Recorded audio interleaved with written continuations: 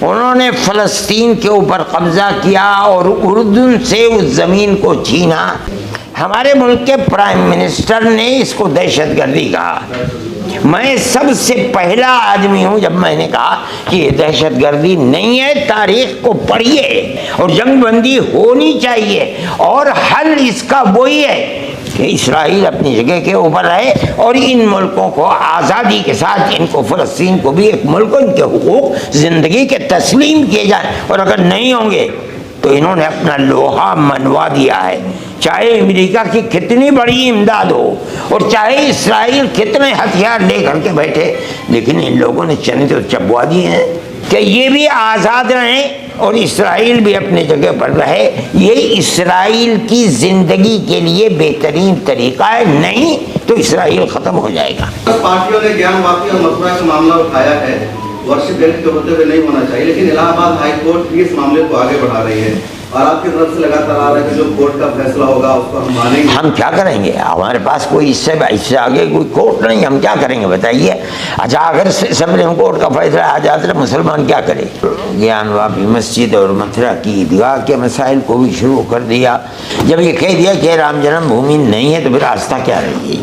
یہ تو آپ عجیب و غریب بات کہہ رہے ہیں۔ جب وہ یہ کہتا ہے سپریم کورٹ کہ یہ مسجد اپنی جگہ بنی ہوئی ہے، یہاں رام مندر نہیں تھا، جب 91 کا قانون آ چکا تھا، تو اب بابری مسجد کے سوا کسی مسجد کے مسئلے کو اٹھانا نہیں چاہیے تھا۔ مسلمانوں کی طرف سے لگاتار کہا جاتا ہے کہ جو بی جے پی ہے وہ آئین پر بھروسہ نہیں رکھتی، ان کا ایجنڈا ہے ہندو راج بنانا۔ ابھی امت شاہ کا ایک بیان سامنے آیا کہ آئین پر ان کو مکمل بھروسہ ہے اور اسی کے سہارے ہم چلیں گے۔ اگر وہ آئین کے اوپر چلتے ہیں تو آئین نے اقلیتوں کو جو حقوق دیے ہیں ان میں ان کو آزادی دینی چاہیے۔ جو مسائل پیدا کیے جا رہے ہیں، یکساں سول کوڈ کا مسئلہ ہے، طلاق کا مسئلہ ہے، ان سے پیچھے ہٹ جانا چاہیے۔ میرے لیے آپ حضرات کی تشریف آوری بڑی خوشی کی بات ہے۔ میں چند سال پہلے سے یہ معمول رہا ہے کہ آپ حضرات کو میں دعوت دیتا تھا، تشریف لائیں، بڑا اچھا کھانا کھائیں، سب ساتھ بیٹھیں، پیار و محبت کی بات ہو، لیکن کرونا کی وجہ سے یہ سلسلہ بند ہو گیا تھا۔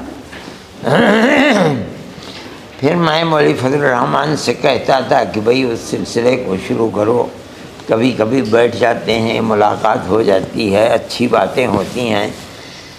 یہ خوشی کی بات ہے کہ کئی سال کے بعد آج ہمیں اس کا موقع ملا ہے، ہم آپس میں بیٹھیں، بات چیت کریں۔ ہم کوئی سیاسی آدمی نہیں ہیں اور ہم سیاست کی بات بھی نہیں کرتے ہیں، اور اب تو ہمارا حال یہ ہے کہ طبیعت بھی ٹھیک نہیں رہتی، 82 سال سے زیادہ عمر ہو گئی ہے، اب بات چیت کرنا بار بار یہ بھی مشکل ہے۔ میں پہلے آپ حضرات کے ساتھ بیٹھتا تھا اور گھنٹوں بات کرتا رہتا تھا، مختلف چینلوں کے لوگ بار بار پوچھتے رہتے تھے، اب میرے اندر یہ طاقت بھی نہیں ہے۔